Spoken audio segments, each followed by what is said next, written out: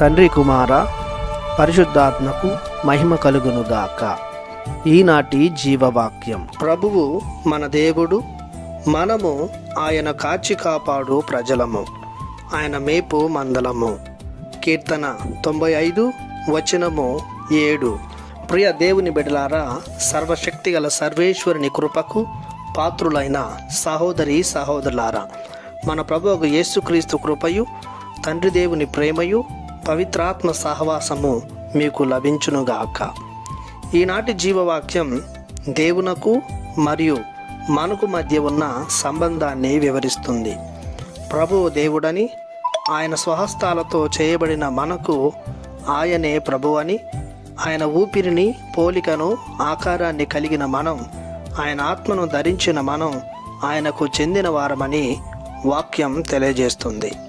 అంతేకాదు, ఆయన మనకు శాశ్వతుడైన తండ్రిగా, కాపరిగా మరియు మనము ఆయన ప్రజగా, మందగా ఉండుటకు ఒక ఒడంబడికను ఏర్పరచుకున్నాడని తెలుస్తుంది. ఆ ఒడంబడిక ప్రకారం ఎవరైతే ఆయనను తమ జనకునిగా, నాయకునిగా, కాపరిగా అంగీకరించి స్వీకరిస్తారో వారికి ప్రభువు అని, అన్ని విధాల కాచి కాపాడు రక్షకునిగా ఉంటాడు అని తెలుస్తుంది. ఆయన నాయకత్వంలో చేరిన మనలను ఆయన సర్వదా తన సత్యమైన, జీవమైన మార్గంలో నడిపిస్తాడు. మనకు ఎలాంటి లోటుపాట్లు లేకుండా ఆయన మనలను చూసుకుంటాడు. ఆయన మందమైన మనలను పచ్చిక పట్టులలో విశ్రమింపచేస్తాడు. శుద్ధి అయిన జలముల చెంతకు తీసుకువెళ్తాడు. గాఢాంధకార లోయలలో పయనించినప్పుడు అండగా, తోడుగా, ధైర్యముగా ఉంటాడు. కావున ఆయన మందమైన మనం ఆయనను గౌరవించాలి, ప్రేమించాలి, విశ్వసించాలి.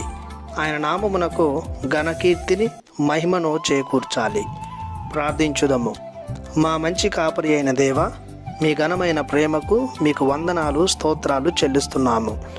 మీరు మా ప్రభువుగా నుండి మీ మందమైన మమ్ములను సదా పోషిస్తున్నారు. ఎలాంటి కొదవ లేకుండా కాచి కాపాడుతున్నారు. తోడుగా, నీడగా, అండగా, ధైర్యముగా నిలుస్తున్నారు. మీ కృపను చవిచూసిన మేము సదా మీ ప్రజలముగా జీవించే యోగ్యతను మాకు దయచేయమని యేసు పరిశుద్ధ నామములో ప్రార్థిస్తున్నాము తండ్రి. ఆమెన్. దేవుడు మిమ్ము దీవించునుగాక. ఆమెన్.